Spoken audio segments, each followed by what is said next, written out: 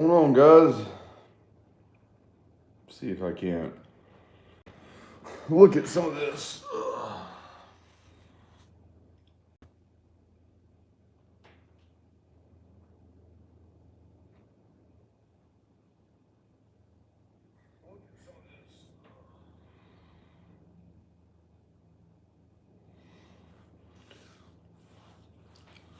Oh, all right. I see we are live.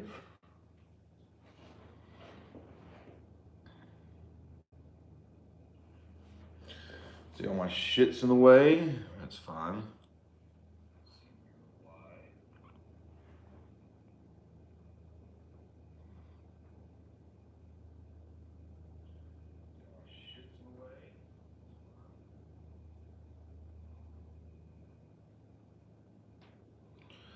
What's going on, old school crap? What's going on, KP? Make sure that's doing right. Man, look at that. What a fancy thing.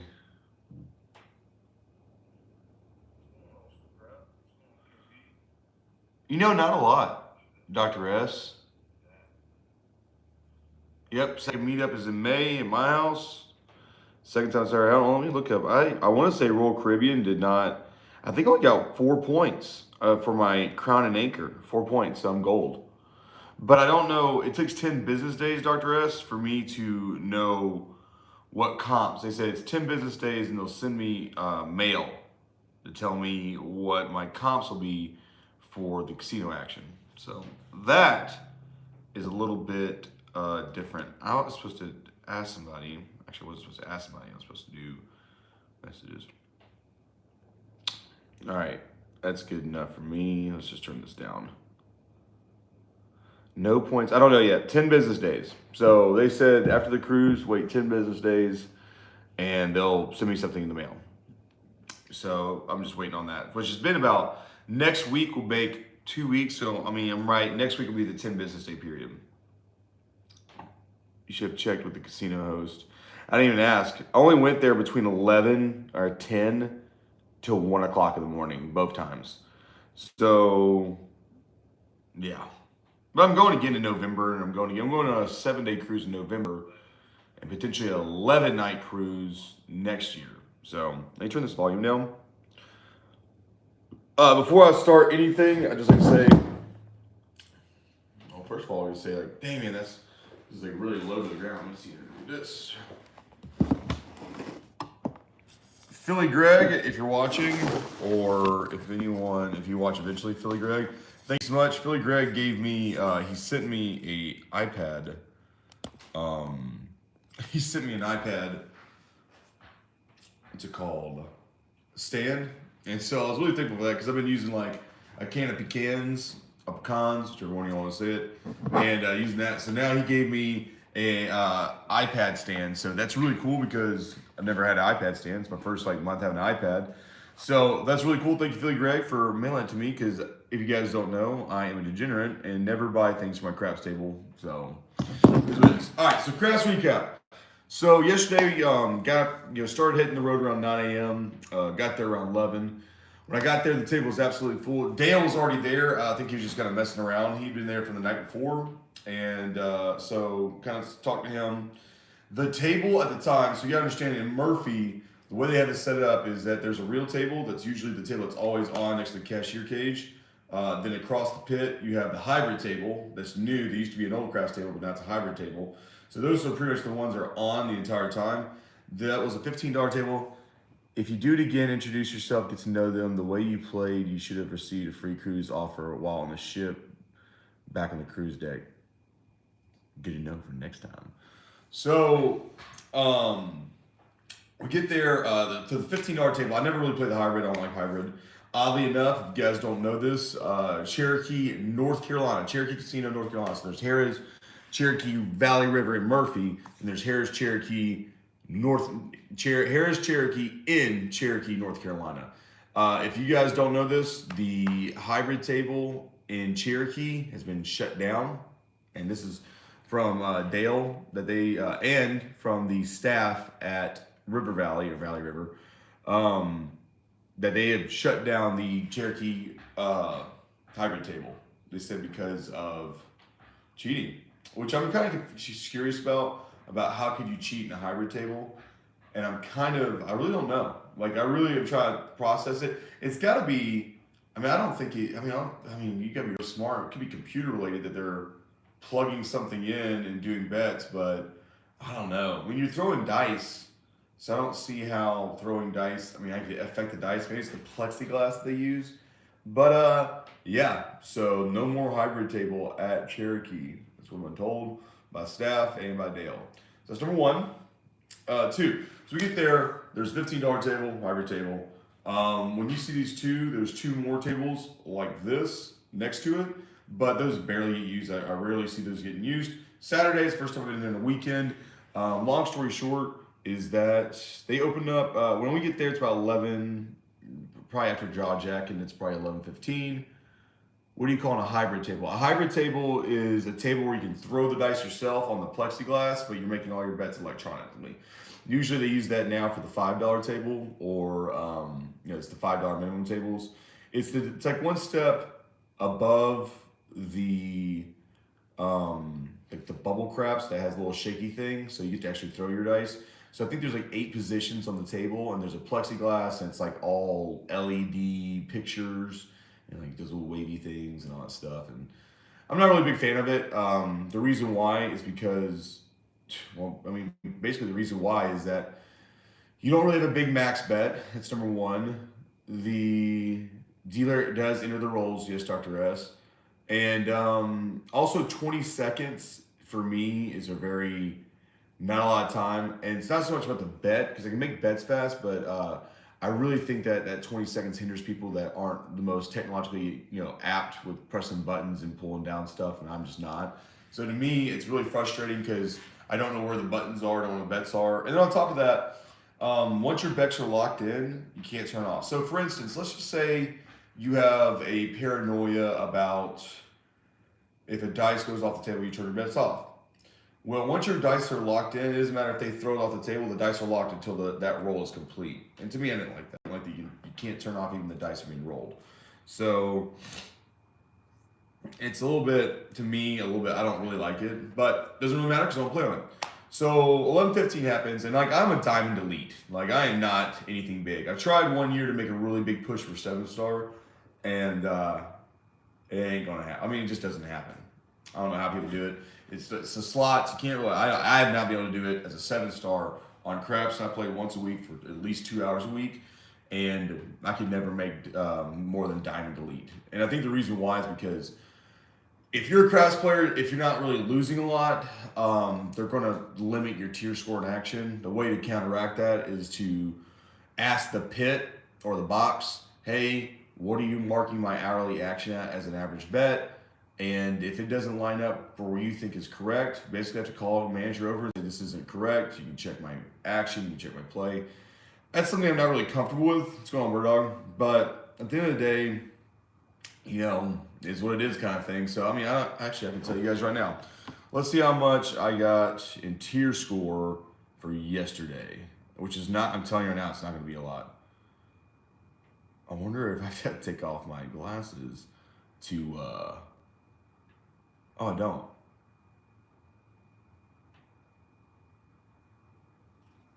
Okay, so this is my first time. It's March.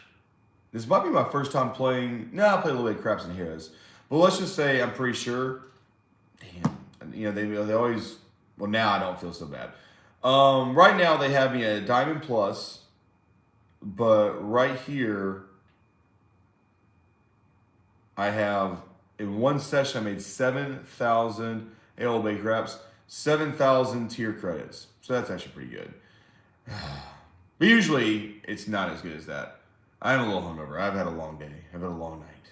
But what's up, Bam? So anyways, when we get there, it's about, at this point, it's 11:15 after talking to Dale. And Dale says he's a 7-star.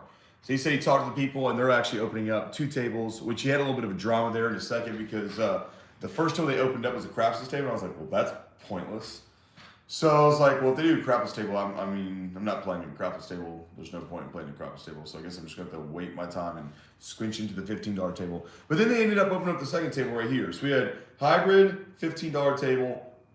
Then we have the crapsless table, and then we had a $25 table right here. So the $25 table opens up, it's a $25 table, 10-20x odds. When I say 10-20x, that means exactly what it means. It means you can do 10 up to 10x odds on the pass line, 20x odds on the don't pass line. And we start out, and so Dale's like, hey, and it was Dale. Daryl was still in the room. Dale's like, hey, I want you to make some money. And I was like, all right, let's go. So a couple of cool things that happened, and this is to me the way I'm going to tell you guys the way I think is interesting. So if you guys got any questions about other things that maybe I've missed, ask and I can just tell you. Interesting number one. So we come out there. I'm like, all right, let's just keep it easy, keep it nice and gentle. $30 6 and 8 working.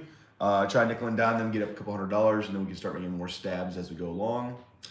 The first, and you know what? I will say, the first 3 orbits around the table. So that means I was the first one to shoot because I was on the craps table. If you're stick facing the box, dealer to your right, I was the next person. So dealer left 1 seat. And in saying that, so I'll go first. We do 3 laps. So I shoot 3 times. Savvy? First interesting thing. 3 times around the entire craps table. 3 orbits. No one made more than 1 point. So that was man, that's kind of rare. On top of that, it's not Peyton and Clayton. On top of that, which is insane. In 3 orbits, the only points to be made, which remind you, there's only 1 point, so on Melcy, is a 10 or a 5. This is how the points went. 5, 10, 5, 5, 10, 5, 5, 5. 5! No 10. And that's it. That was the only points being made in 3 orbits was 5s and 10s. It was insane. If you think about that, in just first of all, the fact that only a 5 and 10 were the points made in 3 orbits was insane. Add the fact that any other point that was established, 7'd out always, is insane. So, and this is where I kind of got a little bit of a learning lesson for you guys. Hold on, I messed my belt buckle. God! What a morning. What are you talking about? Oh, that means the only points being made were the 10 and 5 points. That was it. No other points got made in 3 orbits. So you're talking about, it wasn't 30 shooters, but let's just say around 20 shooters. 20 shooters and only 5 or 10 have been made. That's insane. If you guys play craps and you see 3 orbits and you only see 2 points being made, the 2 points are the same 2 points over and over and over again, it's rare. So when we get to the 3rd orbit, I shoot and I'm like, hey, and this is for you guys more of a benefit. And I say this because I'm like, hey, when you sit here and see something like that, 3 orbits, not more than 1 point's been made. And on top of that, the only 2 points been made are 10 and 5s, a bunch of 5s. I don't know what you're talking about. Huh. Anyways, you see here and you get to Dale, who's on my left. So he's position 2 on the 4th orbit, starting the 4th orbit. And I was like, hey, and I said to both of them, at this point, Daryl's fucking come down, and I was like, hey, look at the table. We haven't had any long rolls. We opened the table. So we see every single one. We just go ahead for Peyton and Clayton. Hold on, guys. And I'm just going to hit put user in time. Well, that's cool. I can put users in timeout. Awesome.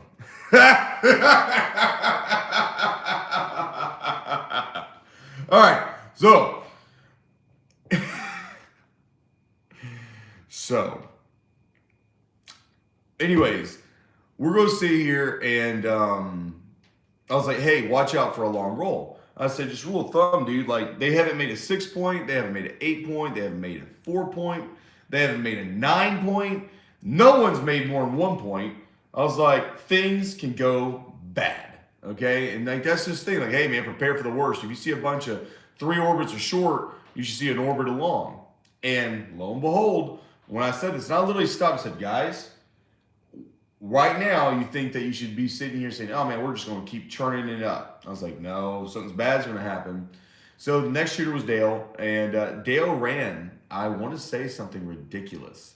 Like, odds. I use an app on my iPhone called Craps Deluxe. That's pretty good. All of them have their little quirks and stuff. I don't do Crapsy. I'm not going to pay $2. I don't care if it's 99 cents. I'm not start for the long roll. And then lo and behold, Dale rolls, I think 8 points. 8 points. And I'm talking about unique points. He rolls a 6 and 8. That was the first one right off that, boom, 6 and 8. Then he rolls a 10, and then a 9 and 4.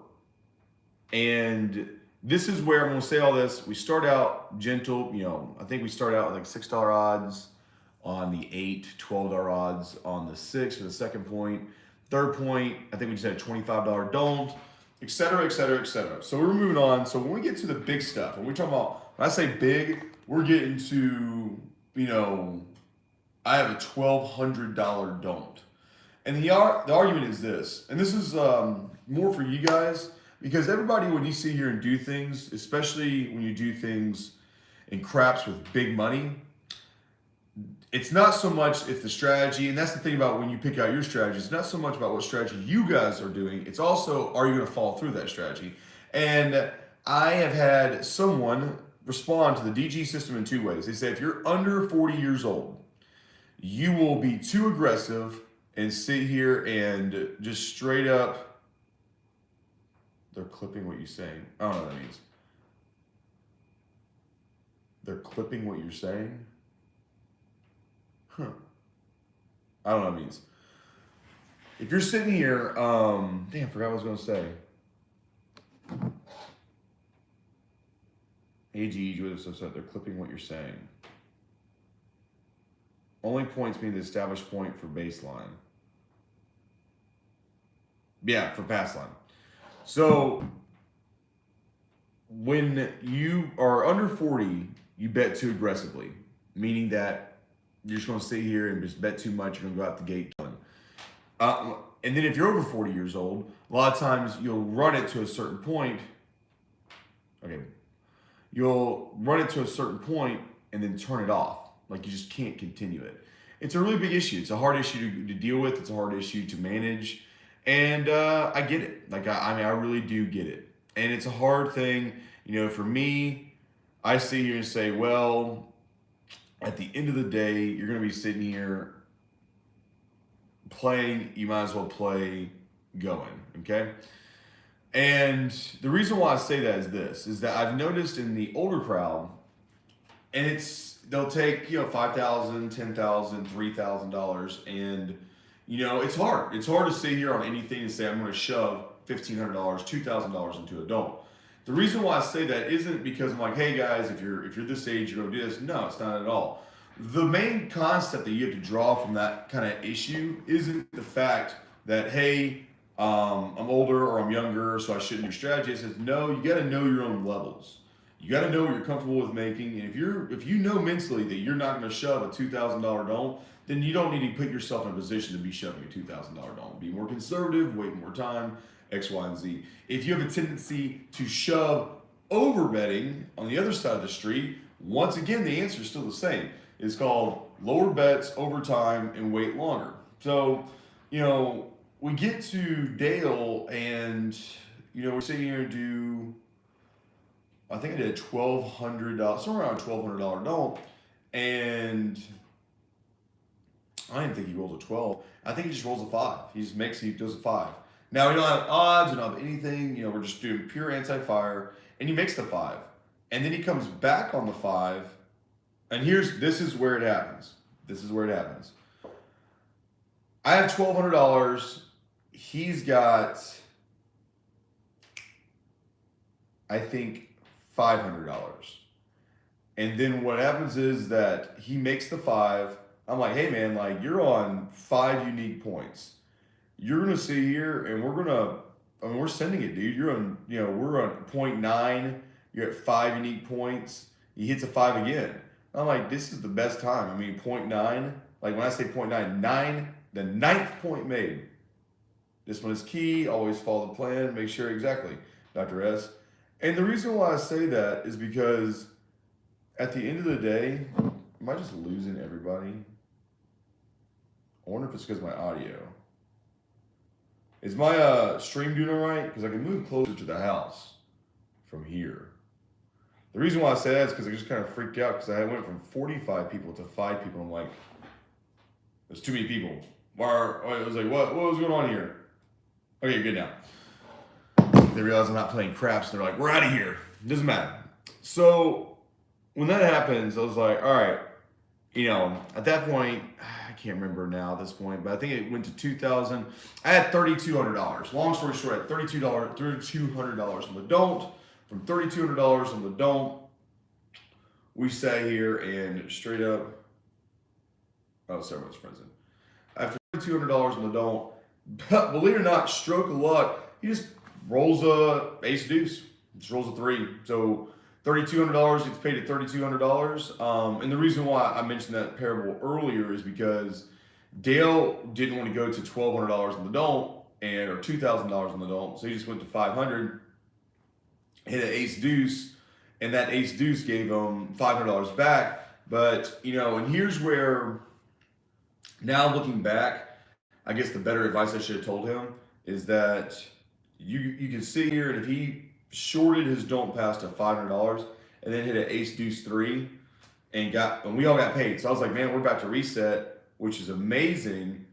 And then on top of that, you see here and say, well, what do you do now? You're on a 9th point. You rolled a 3. You got paid $3,200. That's what happened. What's the next bet that you make for the 9th point? It was a hard decision. It was a hard decision for me. I'm like, well, I got all my money back, but we're still in an opportune situation because we're on a 9th point. Doesn't matter. 3 gives me money back, so I don't have to go high or big anymore, but what should I do? And what ended up happening was I put $50. That's not because $3,200. Anytime I do big bets at $3,200, $5,000, $10,000, it's always a safe measure to just take a step, take a second, and take your money back. See what you're up, see what your bankroll is, and how about you stop betting? Hey man, we just made a big bet. Let's just kind of dial her down, gear her back a little bit, rein it in, and figure out from there what do you want to do. So I put $50 with the expectations, all right, I'll just come back with odds if I need to. Well, the point becomes a 5.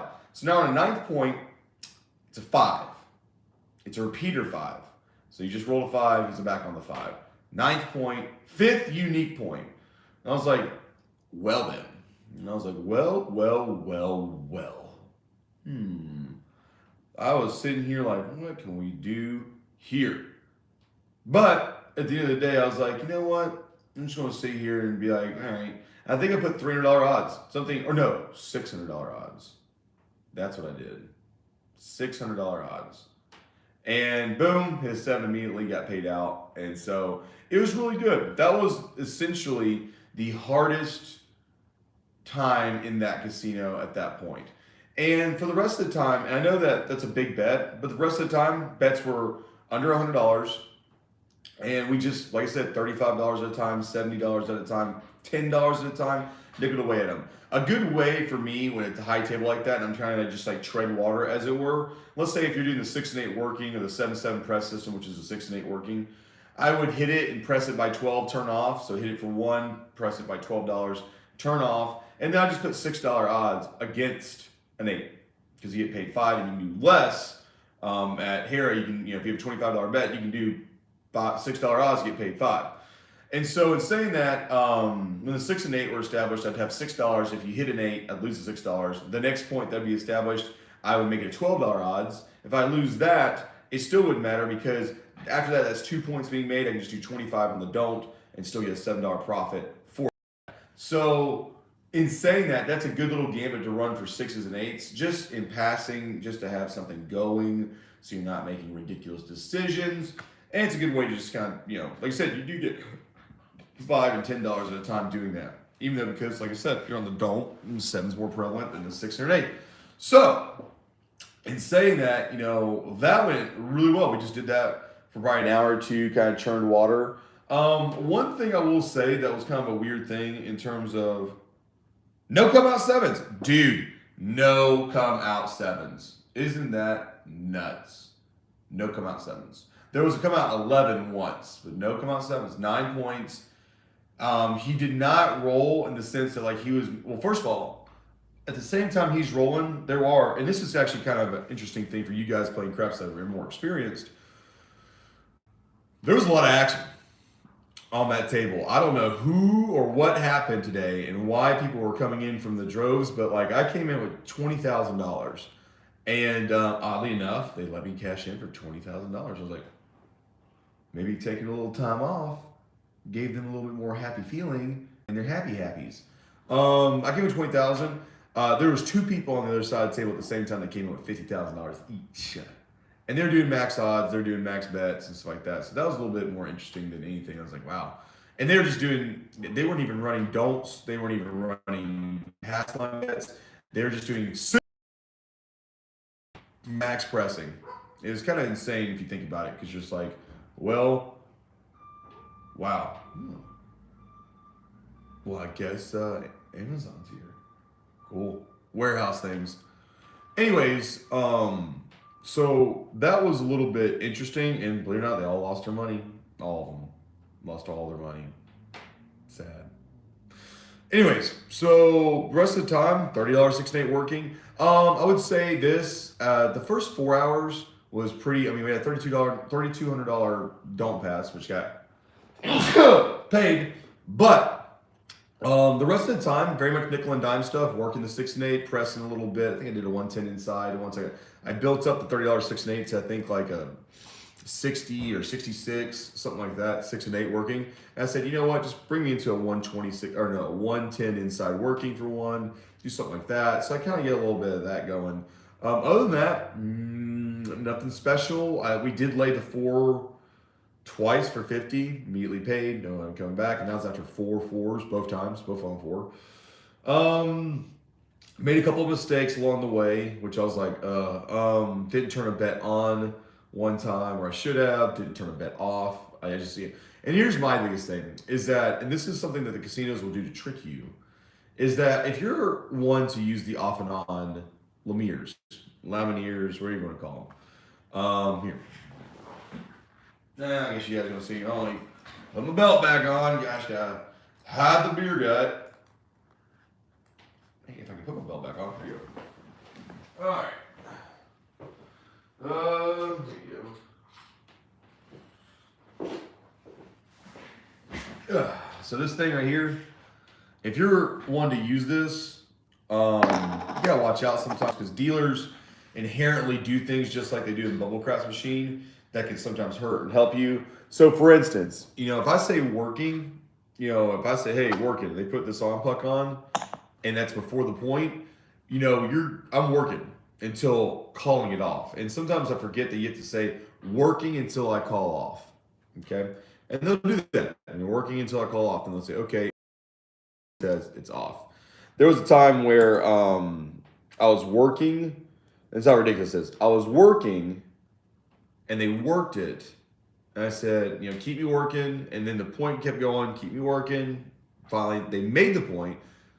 And then he automatically turned it off when the point came off. I understand that if you have bets out there as a pass line player, or as a do player or don't player, something like that, if you sit here and do that, that's fine, because the natural way of things are doing is all your bets are off.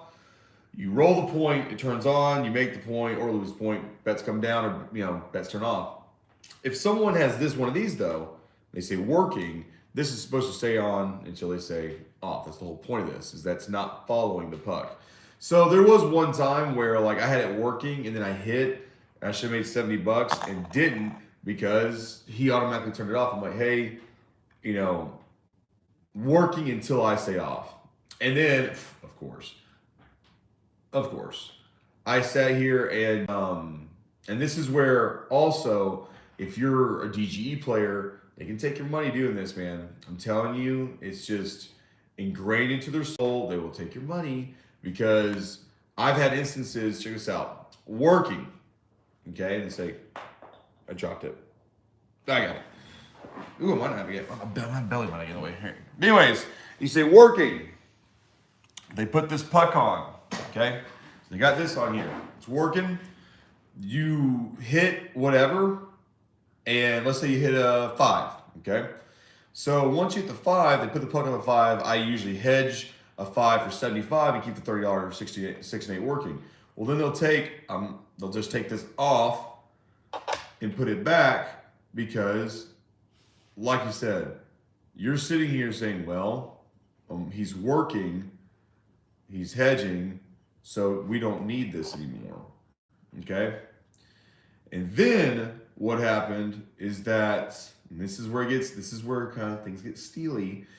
I sat here and said, I hit 1, I hit a 6, said, okay, turn me off. Boom, off, right? I reduced the 5 down to $30, not a big deal. And then, no, $15. And this is what happened. They made the point. I'm like, okay, that's fine. You know, $30, I think it's $15. $15 down, you know. And so when the point got made, the puck comes off, and this was still off on my bets, and she takes this off and puts it back, like in the, whatever her trade is.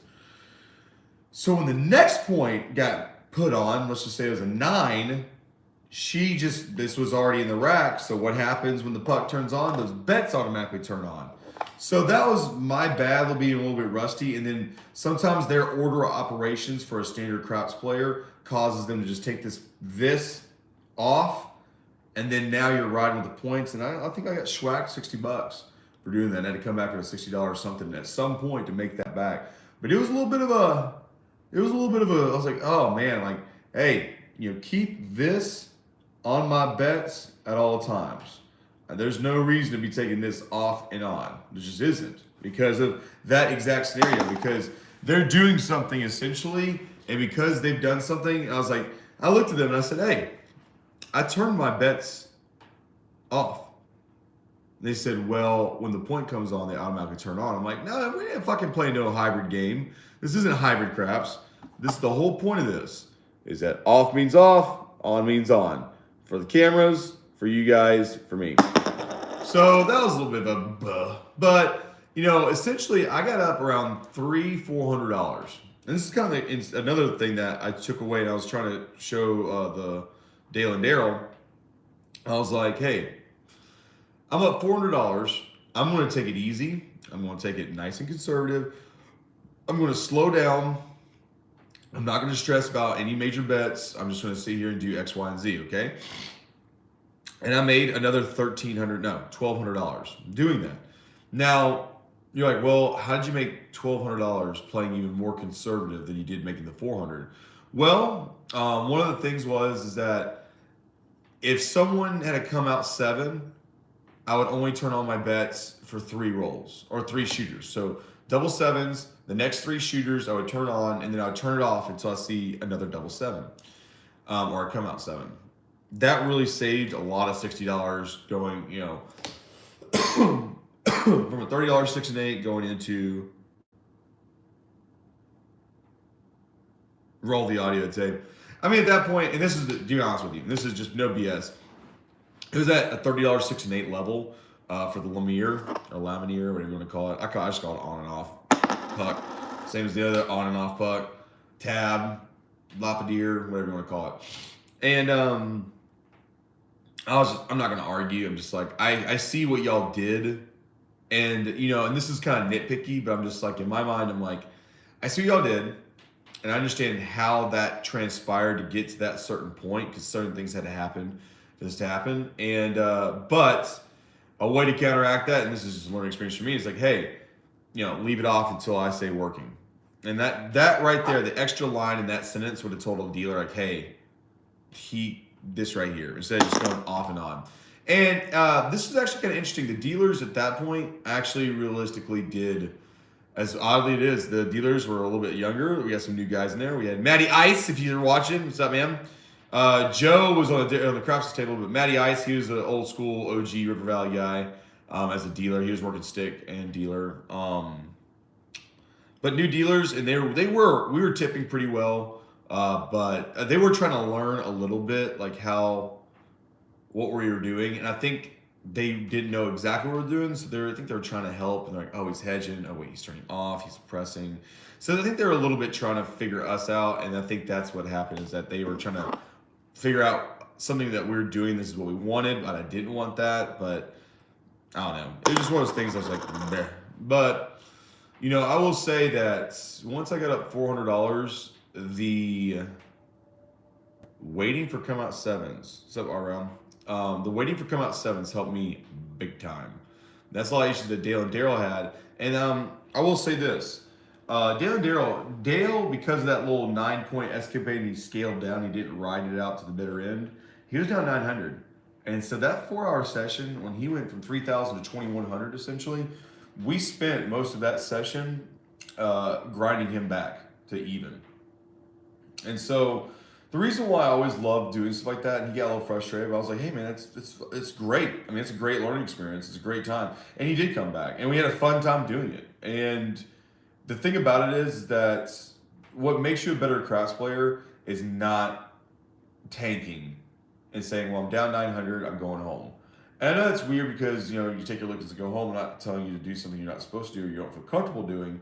However, it's just as important when you get stung to sit here and recover as it is to sit here and do something DGE related, because that's going to give you more confidence later to hit these big numbers and say, well, I can recover.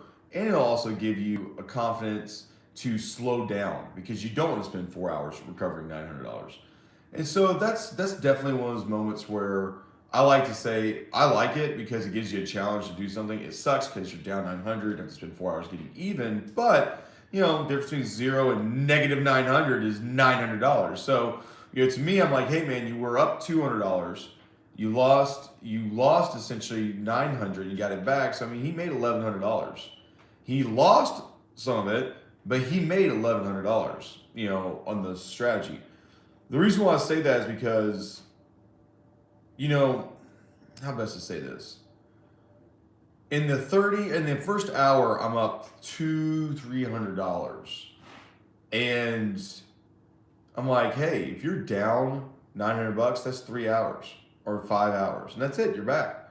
Nothing crazy, nothing big. You have to do anything detrimental. You just do the same thing you always done, and you come right back and do it. And that's exactly what we did. We just did exactly no crazy bets, no pressing. Like, hey, let's take a stab for $600 sixes and eights. No, just $30 sixes and eights, the minimum odds, anti-fire bet with conservation, and just rolled it like that. Now, here's something different that the D&D do that I don't do, which is kind of a cool concept, but I think there was a lot, and I got to watch it for 6 hours, but I think there's a lot more chop than people realize, and they would leave their stuff for one roll working.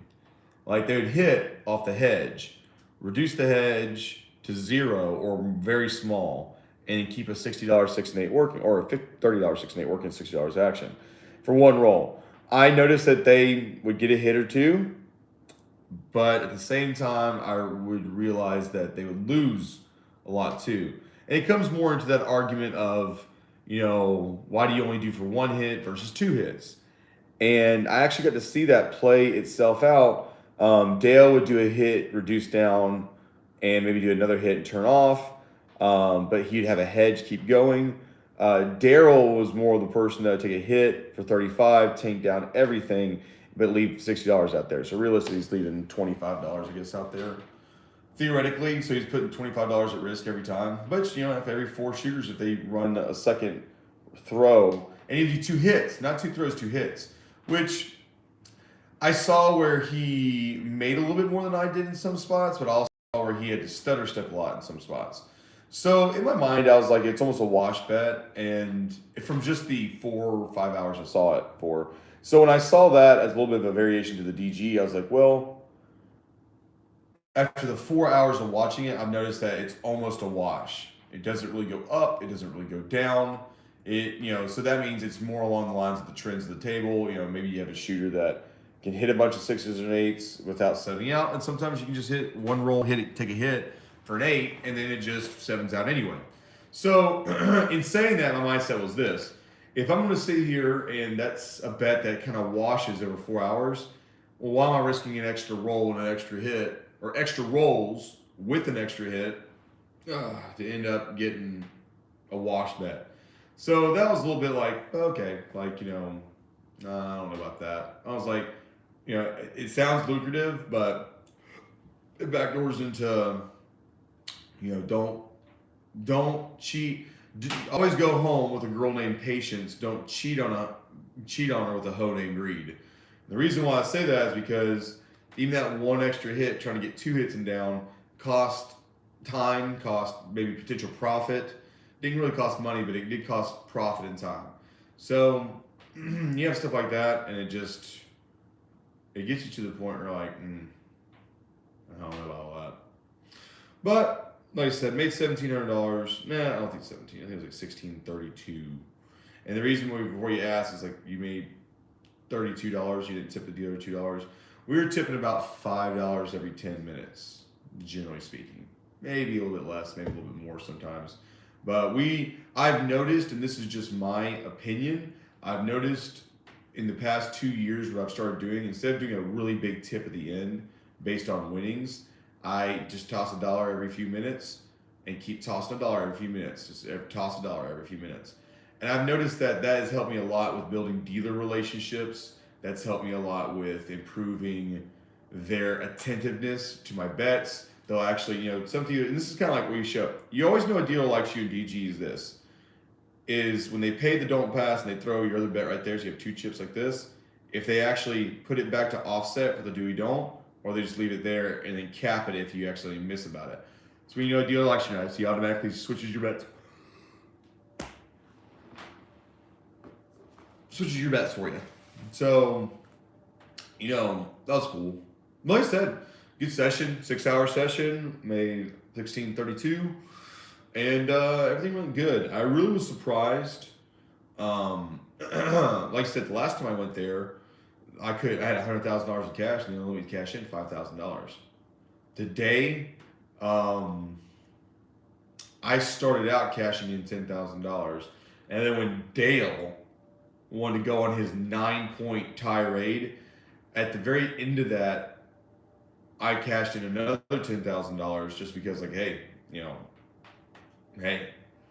And so when we did that, that was a little bit of a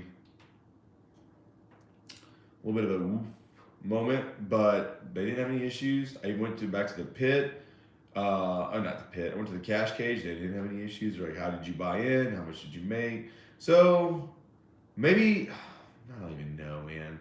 Like, I just don't get it sometimes. Because it's a lie when they told me that I couldn't bring in $10,000 because we don't have any destination on this. It's just corporate. What does that mean? You're about the same tribe that Cherokee has, and Cherokee lets me bring in $100,000 the next week. So I don't understand. So that's one of those things where like casinos lie to you, man. They just lie all the time. They just do. And the reason why is because they don't have an obligation to tell you what's going on or their decision process. And I'm sure realistically, they don't want to deal with a bunch of degenerate gamblers either, yelling at them about stupid stuff they don't want to waste their time with. So I was like, whatever. But they let me cash in for $20,000. I was like, hey man, I'm happy with that. Like, you guys let me do it, I'll do it. And it actually makes me feel good because it gives me a little bit of a indicator for the YouTube DGE YouTube meetup. If you guys don't know, if you want to come to a YouTube meetup, it will be the weekend of May 6th, and it'll be at Valley River, North Carolina. So you already know the time, you know the place, and man, go to Valley River. Say some drug told you to come there. But yeah. So, I mean, I think that's pretty much it. I don't think there's anything else. We made money, bunch of points on Dale. Come out sevens, really didn't hurt me that much because I started waiting even longer. Lay bets didn't hurt. Anti-fire got bet one time. Dale. And there was an instance where I got a little bit scared. And it was, of course, and this is something for you guys, I was up about $1,200. And I had a 156 and 8 working. So I guess I had 2 come out sevens. And then the 4-point got made. And when the 4-point got made, or the 4-point got hit, and I was like, all right, well, $600 odds against the 4 for a $300 156.8 working. And dude, they didn't immediately made the 4. And I was like, oh, uh-oh. And I was like, this is the first point, $600 right out the gate. Huh. And I was like, well, I'm up. Well, I'm saying at this point, I'm up 600 now. I'm down 600 on this gambit. But it's the first point, a 4-point, and it's lost $600.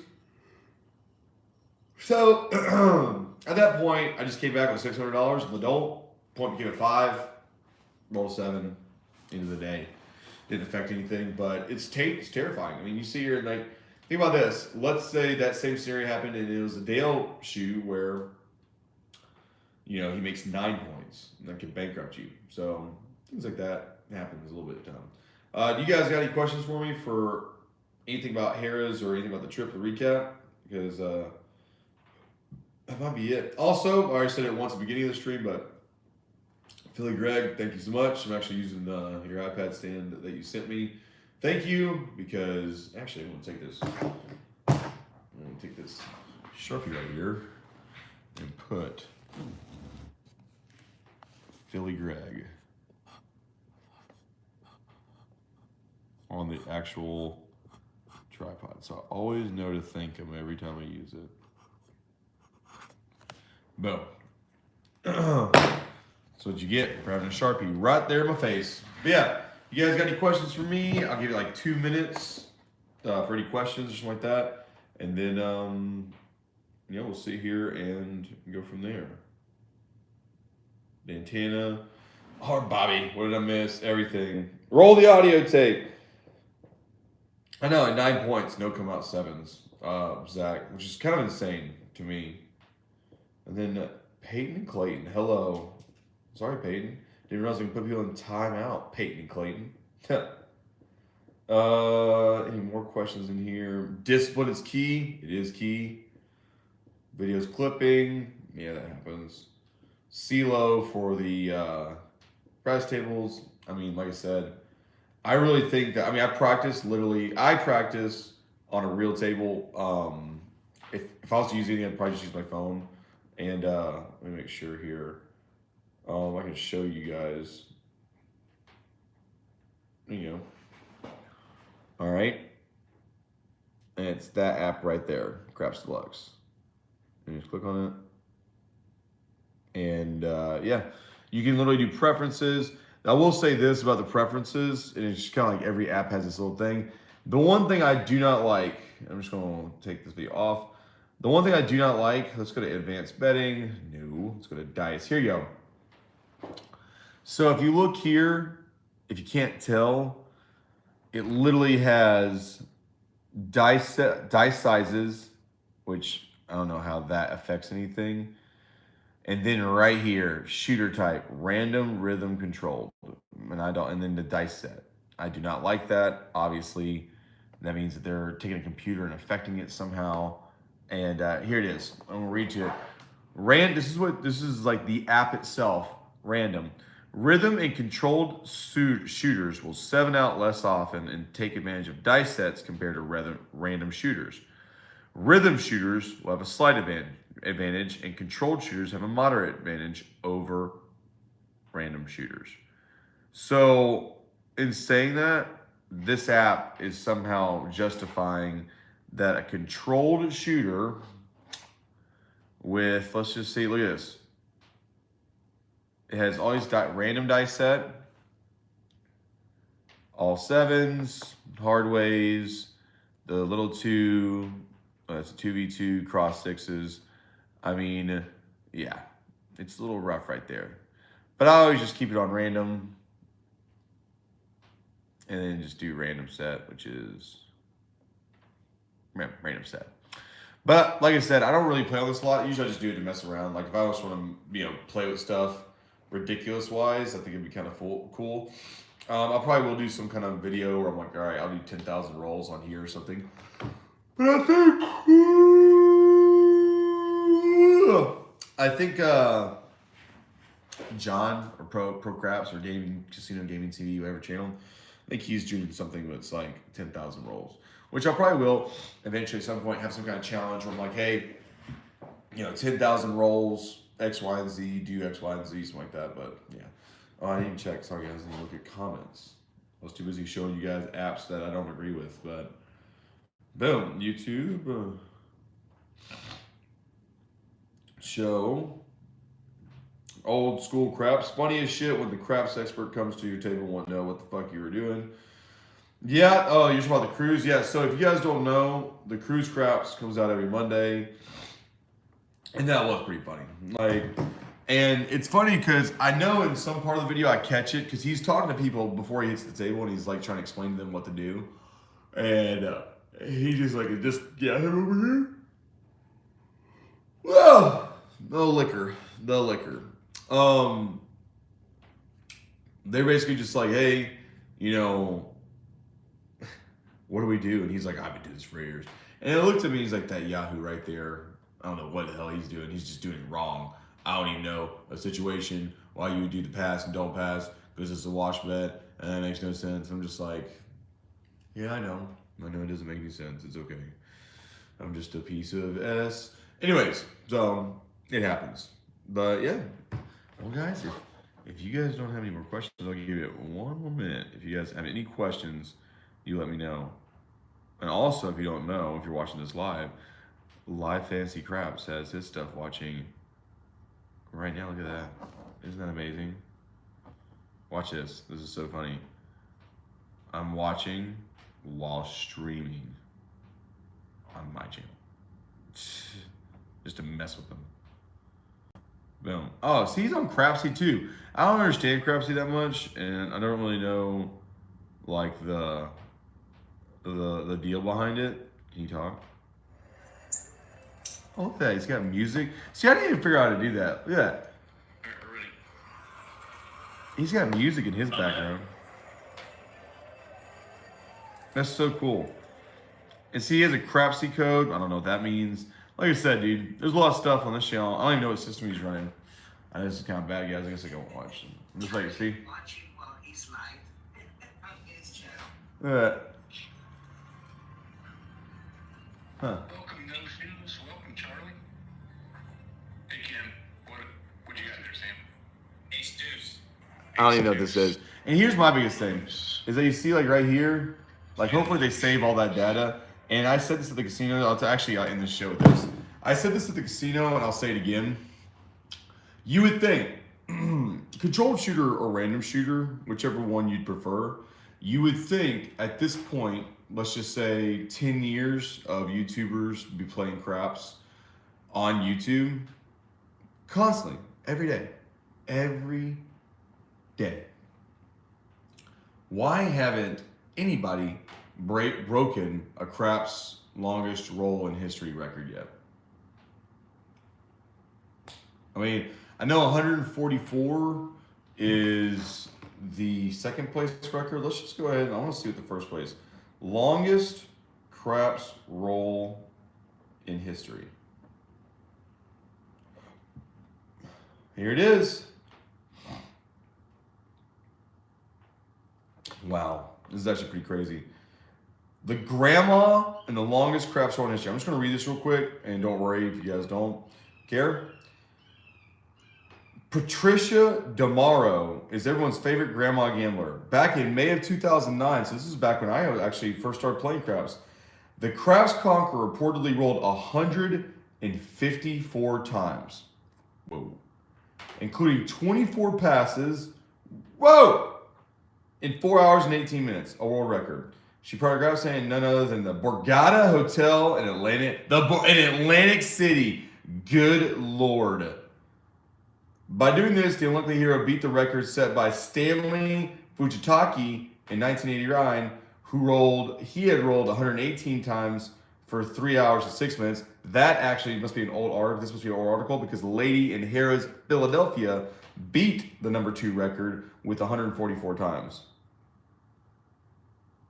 Alfredo! Ain't no dang 154 though. By doing this, blah, blah, blah, blah. So not only did DeMoro take down the original Trailblazer, but she also ended a 20-year record in 2009. Whoa.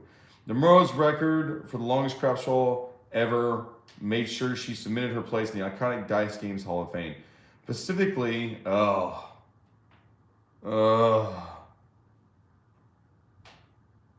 this is so ignorant right here. Or specifically, she joined. I'm not even gonna say the name of this place because actually I am gonna say because I can dog cuss them.